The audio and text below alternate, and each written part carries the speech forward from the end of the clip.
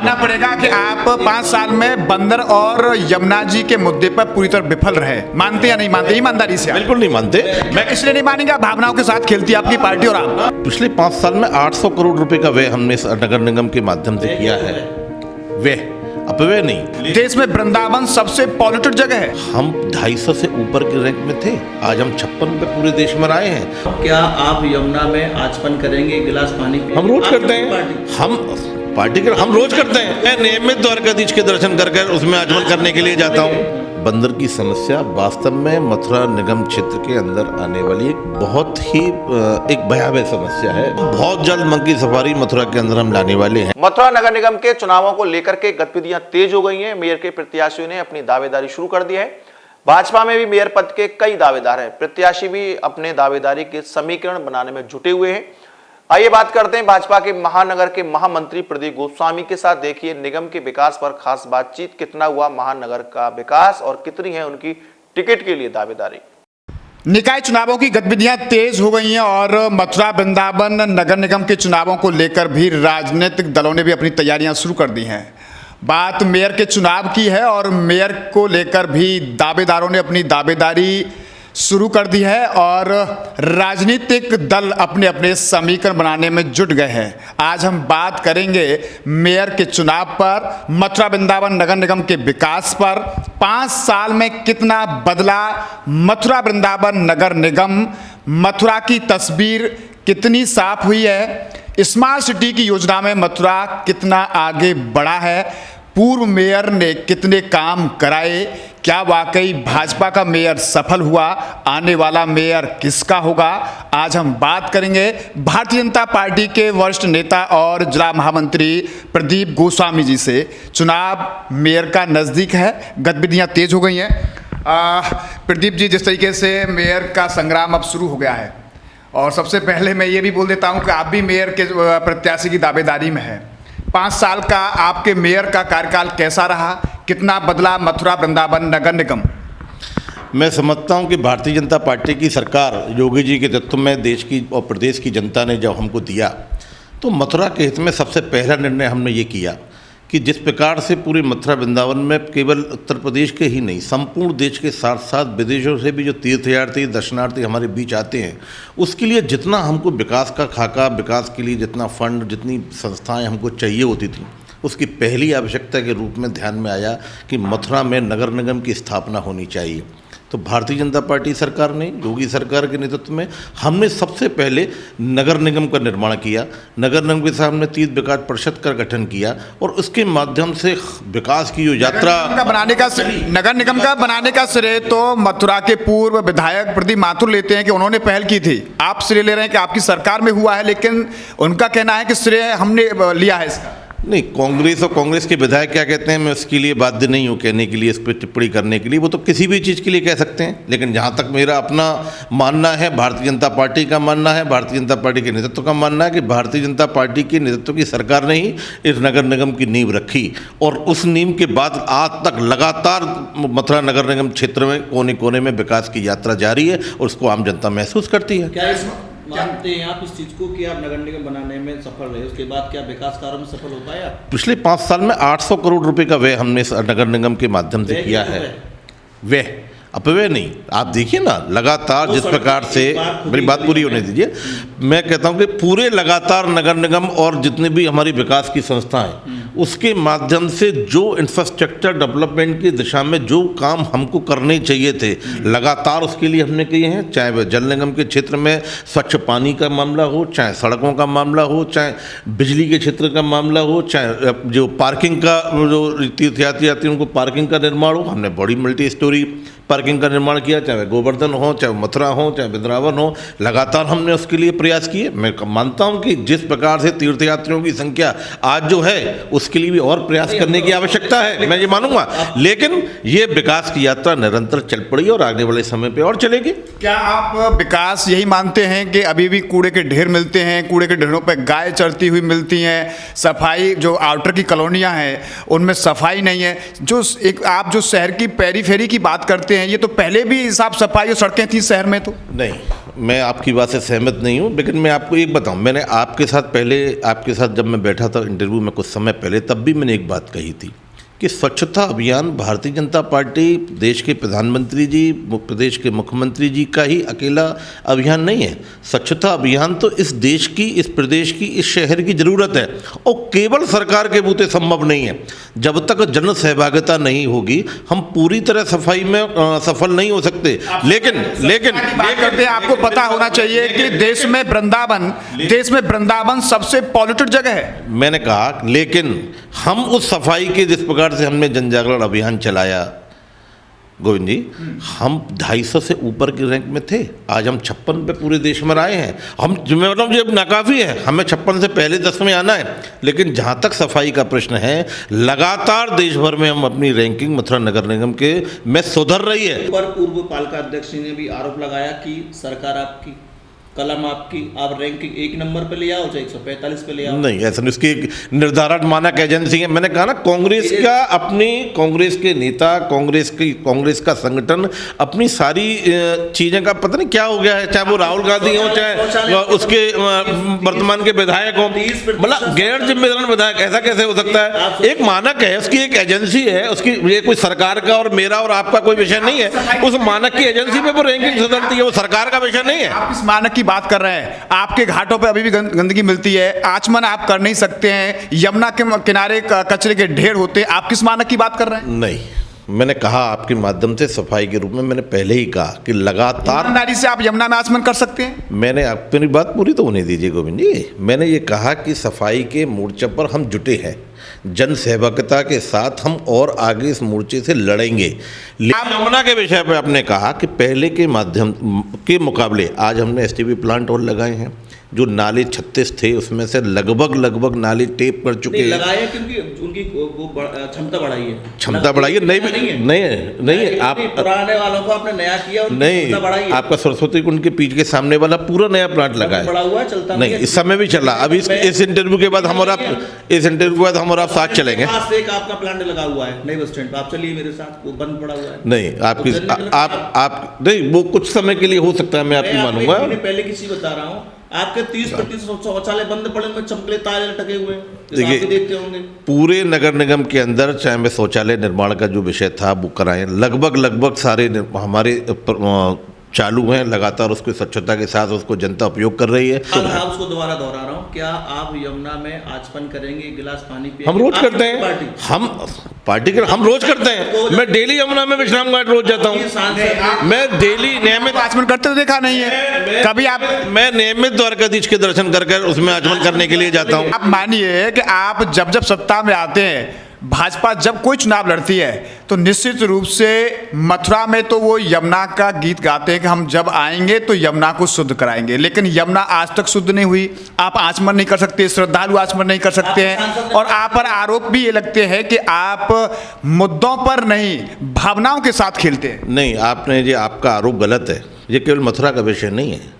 हम केवल यमुना की बात नहीं कर रहे, हम केवल गंगा की बात नहीं कर रहे, हम कहते हैं कि संपूर्ण देश के अंदर बहने वाली नदी जो हमारी सांस्कृतिक राष्ट्रवाद की हमारी धरोहर है, और वो हमारी लगातार जो हमारे विचार हैं, हमारा जीवन का मंत्र है, वो हमारी नदियां हैं, और उसको स्वच्छता के लिए केवल मथुरा में बैठा प्रदीप गोस्वामी, गोविंद शर्मा, रवि यादव नहीं करेंगे। वो देश के प्रधानमंत्री से लेके गोविंद शर्मा तक लगातार, केवल गंगा यमुना मेरी नहीं है, गंगा यमुना को सफाई की जिम्मेदारी अकेली प्रदीप गोस्वामी, गोविंद शर्मा की नहीं है, ये संपूर्ण देश के लोगों की जिम्मेदारी के साथ हम और सरकारी सहभागिता के साथ जो हम कर सकते हैं कर रहे हैं, आगे करेंगे। बंदरों की समस्या पे आप पूरी तरह से नगर निगम असफल रहे, कई मृत्यु हो गई, न जाने कितने लोगों की टांग, हाथ, रीढ़ की हड्डी टूट गई बंदरों की।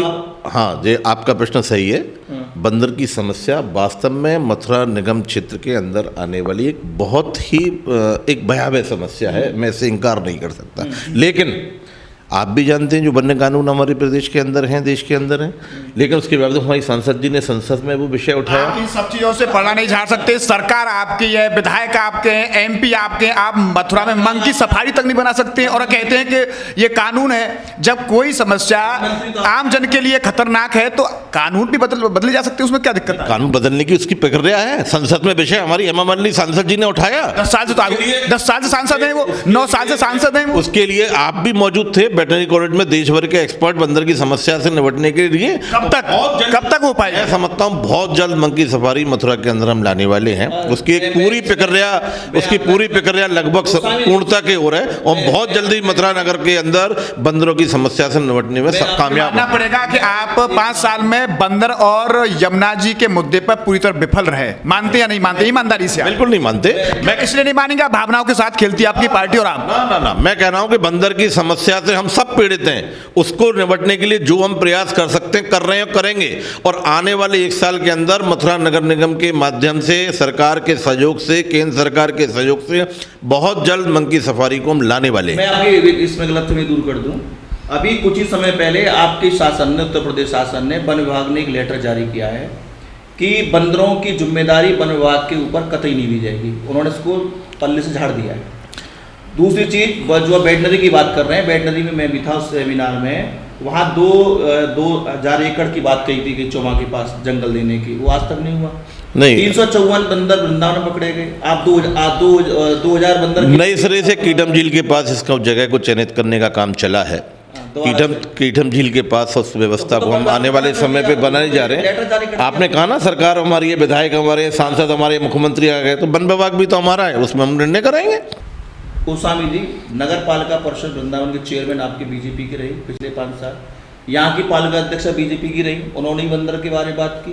दोनों पालिका अध्यक्ष ने बात की। फिर आप नगर निगम में 5 साल रहे, 10 साल का वक्त होगा और कितना वक्त चाहिए जनता से आपको? जो उसकी कानूनी पेचीदगियां हैं इसके लिए समय नाकाफी है। मैं समझता हूँ थोड़ा सा समय उसके लिए और चाहिए। और मैं आपको इस चैनल के माध्यम से आज की तारीख आप नोट करिए। मैं और आप दोनों इस चैनल को और इस शहर को छोड़ के जाने वाले नहीं हैं। 1 साल बाद हम बैठेंगे तो आपका इंटरव्यू उसी सेंचुरी पर होगा। मैं आपको इस चैनल के माध्यम से विश्वास दिलाता हूँ। बयान देते हैं आपके पार्टी की, हनुमान चालीसा पढ़ना हमारे लिए गर्व का विषय होना चाहिए। हम सब हनुमान चालीसा पढ़ते हैं, आप भी अपने घर में पढ़ते होंगे, आप भी पढ़ते होंगे, मैं भी पढ़ता हूँ। हनुमान चालीसा पढ़ना कोई गलत बात है? बंदरों को लेकर के बंदर भाग जाएंगे नहीं, वो उसका व्यक्तिगत विषय हो सकता है। बंदर भाग जाएंगे, हनुमान चालीसा पढ़ के भगवान का नाम से कौन नहीं भागेगा?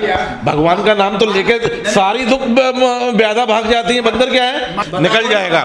पास कोई बड़ी चीज बताइए पहले नहीं। अरे इतनी बड़ी मल्टी लेवल पार्किंग हमने शहर को दी, आपने देखा होगा। इतना बड़ा मुक्त आकाशीय रंगमंच के माध्यम से हम रंगमंच के कलाकारों को चीज दे दें। हर घर स्वच्छ जल, गंगा जल के माध्यम से प्रत्येक घर में नल दे रहे हैं। जिस आप मल्टी पार्किंग की बात कर रहे हैं, जिस आप मल्टी पार्किंग मेरी बात सुनिए, जिस आप मल्टी पार्किंग की बात कर रहे हैं वो सफेद नहीं, वो सफेद हाथी बनी हुई है। आप टेम्पियर की मल्टी पार्किंग की बात कर रहे हैं, कहने से सफेद हाथी थोड़ी होगा। आप उसने वहां पर आपने रेहड़ी विक्रेताओं के लिए फड़ आवंटित किए हैं। अभी कुछ दिन पे आप देखिए ना, आप उस मल्टी पार्किंग में आप जाइए, सारे जो बाहर ढकेल लगती थी वो सारे दुकान लग रहे हैं। कितने लोग बैठते हैं? कितने लोग बैठते हैं? हमारे सांसद के कहने से वहाँ कितना बड़ा कल्चर पूरा वहाँ पर कितने लोग बैठते हैं हुआ। हम शहर को एक अच्छा वातावरण देने की कोशिश कर रहे हैं। आपने वहाँ पार्किंग बनाई, लेकिन आपने 1000 लोगों को बेरोजगार कर दिया। नहीं, मंगल बाजार हमने 1000 लोगों को और रोजगार दे दिया। नहीं, कहाँ रोजगार मिला बताइए? देखिए मंगल बाजार वाले लोग कहाँ जाएं? किसके? जो ढकेल वाले लोग थे, जो रेली पटरी लोग थे, वो कहाँ जाए? क्या व्यवस्था उनकी की आपने? उनका बाजार सवाल ये है कि एक रेहड़ी लगाने वाला है। नहीं, एक मिनट मैं सुनिए। सवाल ये है कि बड़े कारोबारियों पे तो कोई अपराध नहीं है। अगर रेहड़ी वाला कहीं पटरी पर अपनी ढकेल लगा लेता है तो वो अपराध कर रहा है, और बड़ा शोरूम वाला अगर वो इंक्रोचमेंट कर रहा है, पूरे रास्ते को घेर रहा है, तो वो अपराध नहीं कर रहा है, वो व्यवस्था को भंग नहीं कर रहा है। गोविंद जी, आप एक जागरूक नागरिक हैं पत्रकार होने के साथ साथ, और आपको और मुझको बहुत जिम्मेदारी से याद होना चाहिए। जब नरेंद्र मोदी जी संसद में अपने कार्यकाल के पहले दिन गए तो उन्होंने कहा कि ये सरकार गरीबों को समर्पित सरकार है। सर, आप प्रश्न का उत्तर नहीं सुनना चाहते तो मेरे पास कोई उत्तर नहीं है। आप गरीबों की ऐसी सरकार है, गरीबों से 2 लोग बैठकर मुझे चुप नहीं करा सकते, ये आप जानते हैं। मैं आपका बहुत सम्मान करता हूं, लेकिन आप मेरी बात तो सुनो। मैंने कहा कि ये सरकार मोदी जी के नेतृत्व में प्रदेश की, योगी जी के नेतृत्व में प्रदेश की गरीबों को समर्पित सरकार है। आप क्या चाहते हैं? केवल रेहड़ी वाला, पटरी वाला केवल बाजार में बैठकर वो केवल एक ऐसो के उसके डंडे खाए? हमने उसको बढ़िया जगह बना के दी, हमने उसको सम्मान से व्यापार करने का मौका दिया, एक उसको छत नसीब कराई, हमने उसको एक स्थान बाकायदा उसको दिया। तो आपको पच क्यों नहीं रहा भाई? आपने जितने आवंटन किए हैं उन फड़ों के, गरीब का कल्याण क्यों नहीं जो है, हम इसलिए आपको गरीब का कल्याण पछता क्यों नहीं है? इस देश में जो विरोधी, आप विरोधी की भाषा क्यों बोल रहे हैं? नहीं, विरोधी भाषा नहीं। आपको गरीब का सम्मान क्यों नहीं बचता है? हमको सही मायने में गरीब को लाभ नहीं मिल रहा है। जनता पार्टी दीनदयाल उपाध्याय की चरणों पर चलने वाली पार्टी है और उसका एकमेव लक्ष्य है कि पंक्ति में बैठा हुआ, सबसे अंतिम बैठा हुआ व्यक्ति को न्याय दे सकें, सम्मान दे सकें। हम वो कर रहे हैं। आपको समय कहाँ लगेगा? अरे आपको समय कहाँ लगेगा? आप तो मोदी जी के दो टेन्योर में 70 साल को भूल जाते, बोले कि 70 साल में जो काम नहीं हुआ वो 5 साल में मोदी जी ने करा दिया, और आप कह रहे हैं भाई 5 साल नगर निगम को हुए, अभी तो प्रक्रिया चल रही है। नहीं, मैंने ये कहा कि जितना बिगड़ी हुई चीज़ें थी उनको संवारने के लिए आप भी अपना कब कोई घर बनाते हैं, कोई एक दिन में बन जाता है क्या? नगर निगम बना है, इसकी नींव रखी गई, इसमें पहला कमरा लगाया गया, अब उसमें डेकोरेशन काम आने वाले समय पे हम करेंगे। कैसे रहेगा? 5 साल के कार्यकाल में आपके मेयर पर आरोप लगे हैं कि अपने चहीते पार्षदों का काम उन्होंने कराया है, जनता के बीच वो नहीं गए, अधिकारियों ने उनकी बात तक नहीं सुनी है। यहाँ तक कि मेयर ने बोर्ड बैठक में भी ये कहा है कि अगर पार्षद मेरा साथ दे दें तो मैं अधिकारियों को चहीते पार्षद का जो शब्द इस्तेमाल आपने मेरे ख्याल से गलत किया है। कोई भी पार्षद जिस भी 70 वार्डों से चुन के आया है वो जनता का चहेता है, उस जनता ने उसको चुना है। जब जनता ने चुना है तो इसीलिए वो बोर्ड के अंदर है। तो उस 10,000 15,000 वार्ड का चहेता व्यक्ति अगर उसको मेयर साहब चहेता बनाते हैं तो उसमें क्या गलत है? वो बना रहे हैं। हमारा कहना है कि हम इस नगर निगम के अंदर 70 वार्डों में समान भावना से हमने काम किया।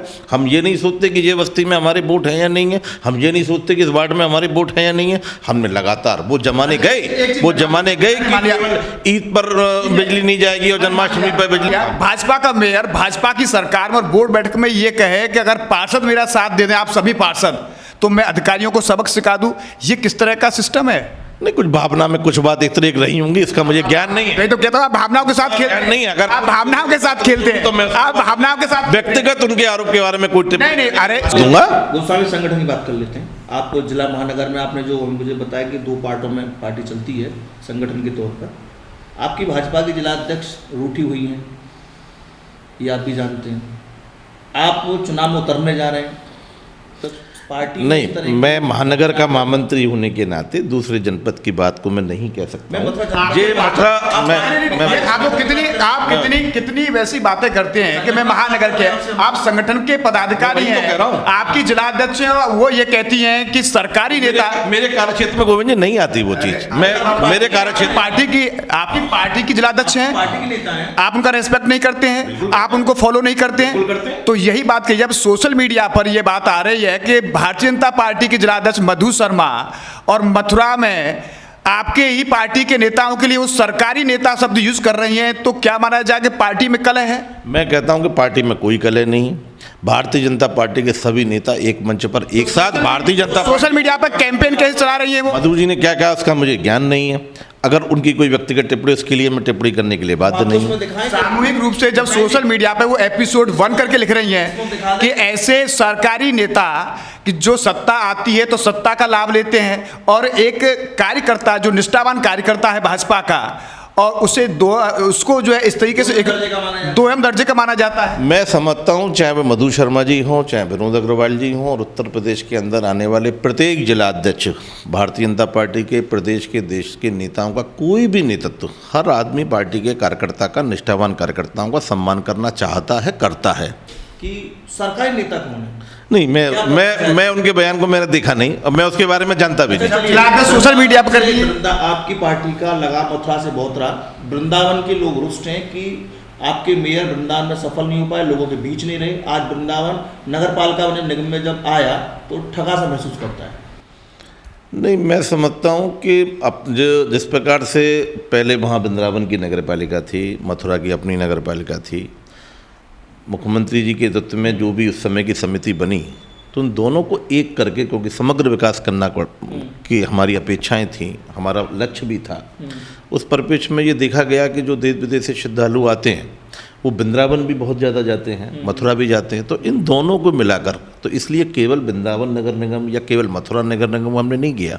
इसी जो भावना आपने कही, उस भावना को ध्यान में रखते हुए मथुरा वृंदावन नगर निगम का नाम हमने रखा, उसमें वृंदावन का पूरा सम्मान हमने किया। मानना है कि अपनी समस्या को लेकर के उनको 12 किलोमीटर 14 किलोमीटर नहीं, गलत है। वृंदावन जोन का कार्यालय वृंदावन में है, एक एप्लीकेशन वृंदावन जोन का कार्यालय वृंदावन के अंदर है, सारी समस्या और जरूरत ही नहीं मथुरा आने की। उच्च अधिकारी वहाँ मथुरा बैठते हैं और एक फाइल एक सवा महीने पड़ी रहती है।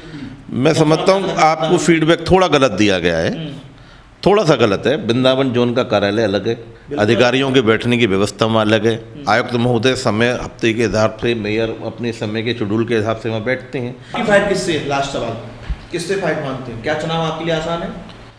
भारतीय जनता पार्टी कमल के चिन्ह पर चुनाव लड़ती है और हमारा प्रत्याशी कोई भी हो, हमारा प्रत्याशी हम ये मान के चलते हैं कमल का चिन्ह है।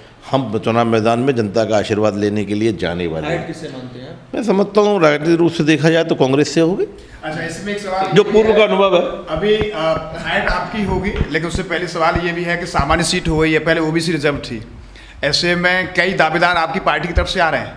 और जब मैं अगर समाज की बात करूँ, चूँकि चुनाव जातिगत आंकड़ों पर बहुत मायने रखता है, भले ही पार्टी दल इस बात को इग्नोर करती हो, लेकिन वैश्य समाज में भी कई दावेदार हैं और विप्र समाज में भी कई दावेदार हैं। और एक वो दावेदार हैं जो इस समय मेरे साथ इंटरव्यू में बैठे हैं, प्रदीप गोस्वामी जी। अपनी दावेदारी को कितना मजबूत मान रहे हैं आप? नहीं गोविंद जी, इसमें थोड़ा सा मैं आपसे बड़ी विनम्रता से कहना चाहूँगा। जब मैं 11वीं कक्षा में पढ़ता था, आज से करीब 30 साल पहले, विद्यार्थी के परिषद के माध्यम से मैं संगठन से जुड़ा, तब से लेके आज तक अनवरत रूप से भारतीय जनता पार्टी की सेवा कर रहा हूँ। मैंने कभी नहीं चाहा, और कभी इस 30 साल में आप कभी नहीं, ये मुझे पिछले ट्रैक रिकॉर्ड में आप देख पाएंगे कि मैंने कभी पार्टी से कुछ मांगा है। मैंने कभी 30 साल में नहीं मांगा। मैंने आज तक पार्षदी की टिकट नहीं मांगी, मेयर और चेयरमैन तो बहुत दूर की बात है। अगर आपको पार्टी टिकट देगी तो चुनाव लड़ेंगे? कौन कार्यकर्ता मना करेगा? बस यही बात हम चाह रहे हैं। आपने देखा कि इस बीच हमारे साथ रहे भारतीय जनता पार्टी के वरिष्ठ नेता प्रदीप गोस्वामी, और जिला महामंत्री के रूप में, जिला महानगर महामंत्री के रूप में भी काफ़ी पुराने कार्यकर्ता हैं, जैसा कि उन्होंने बताया है, और पार्टी में अच्छी छवि भी उनकी देखी जाती है। बात विकास के मुद्दे पर हुई, बात मथुरा के मेयर के कार्यकाल पर हुई, बात निकाय चुनावों पर हुई। 5 साल में कितना बदला मथुरा वृंदावन नगर निगम, 5 साल में कितनी तस्वीर मथुरा वृंदावन नगर निगम की बदली, स्मार्ट सिटी की योजना में कितना आगे बढ़ा मथुरा वृंदावन नगर निगम, ये भी उनके द्वारा बताया गया। लेकिन आने वाला वक्त अब ये बताएगा कि आखिर मथुरा वृंदावन का अगला मेयर कौन होता है। बहरहाल दावेदारों ने भी, प्रत्याशियों ने भी अपने दावेदारी शुरू कर दी है। अब देखना होगा मथुरा का अगला मेयर कौन बनता है। न्यूज़ का पर्सन गोपाल जग्गा और अपने साथी रवि यादव के साथ गोविंद भारद्वाज।